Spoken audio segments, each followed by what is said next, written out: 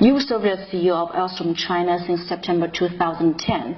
I'm just curious about, were you feeling certain pressure when the first time you accepted this position as the CEO? Well, you grow in a company. Each time you grow in a company, you may enlarge your responsibilities, you may grow to an upper position. You feel in any situation, I think that you feel somehow the pressure of a new context, a new environment. And I believe that the best way to succeed, in my view, is to feel that pressure in a positive way, which means, yes, I feel the pressure, I felt the pressure at that time, but I think it's a positive booster to make it happen. You know, I mean, if it is too easy and no pressure, I mean, what's the context of the business that you manage? So I think that to have a pressure in your day-to-day life is something which is interesting and reasonable as a kind, as I said, a positive booster in your management, day-to-day management. How have you adapted yourself as a French citizen leading a Chinese division of the multinational? Well, adaptation, well, it's part of the business life. Even more when you are in an international context, you can be in Latin America, in the US, in Middle East, or in Asia and in China. In any situation, you discover that the world is not just a standard. There is no standard. That's true for the day-to-day life, but also for the economical context, for the cultural environment, for the language, as you just referred to. You know, so all that you need to take that in account. And for sure, when you arrive and you start in a given country, and maybe even more in China, you need to understand that one of the key success factor will be to adapt yourself to take in account this environment, which means, in my view, to listen, to be capable to understand and code the situation, to face that situation and to adapt yourself, your team, your environment to the best way to serve this local context.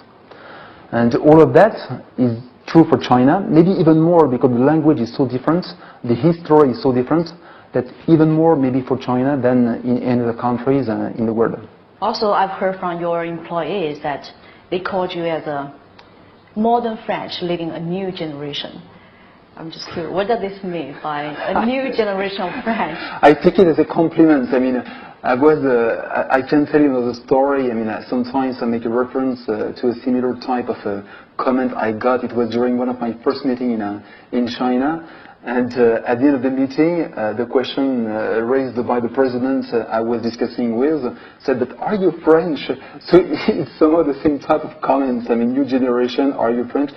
I just don't know. I mean, I appreciate and I take it as maybe I'm more international than French, but I think it's also a reflection of the world, our capability to handle a situation which is more global than just local.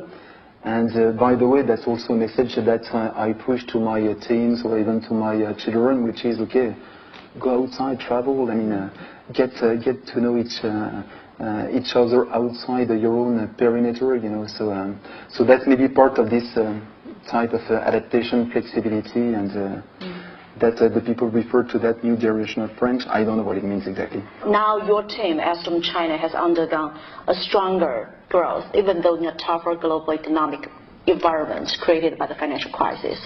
How have you been able to make it happen? I think that one of the keys to succeed in different countries, and even more in China, is to be capable to manage a situation with some local talents and local managers.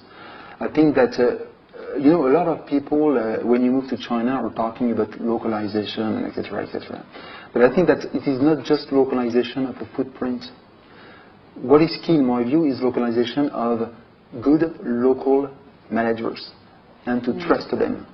I think that the best way to encode local context, local situation, and even though I am not Chinese and an expatriate, I think that one of the keys, and even more for the future, is to trust and to rely on the local people. And that's what I'm trying to do, and I hope, and my team will confirm that even more that I can do, that I'm doing it, yes.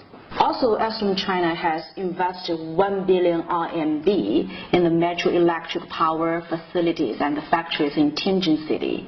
So as a CEO, what's your expectation on such Alstom's first green energy project in Asia? Yeah, I mean, this one is a very, I mean, we're proud of these investments. I mean, we made the decision about 4 years ago. We decided to invest. Why? Because of the hydro market was very much and is very much at the heart of the development of the power market in China. So that's very important. And on the top of it, you know, when you invest, sometimes you also have to reshuffle past investments to make it more up to date. So we took the call to have a new investment, a new factory that has been inaugurated. You mentioned a quite significant amount of money in which we have invested for this changing new site. It does reflect our long-term strategy. It does reflect that when we invest, not only we have long-term, but we stick to some factors such as, yes, we want to pave the road for the future, which means green investment. So, which is key. I mean, this one is very much CO2-free emission whatsoever. I mean, the way we have handled temperature into the site is very much, let's say, with some normal stream of energy supply to make it free of emission. And we have the capacity long-term to serve on a modern way the Chinese market. And from time to time, why not to use this site for some export as well. So a long-term call, both in terms of investment, market, and green factor as well.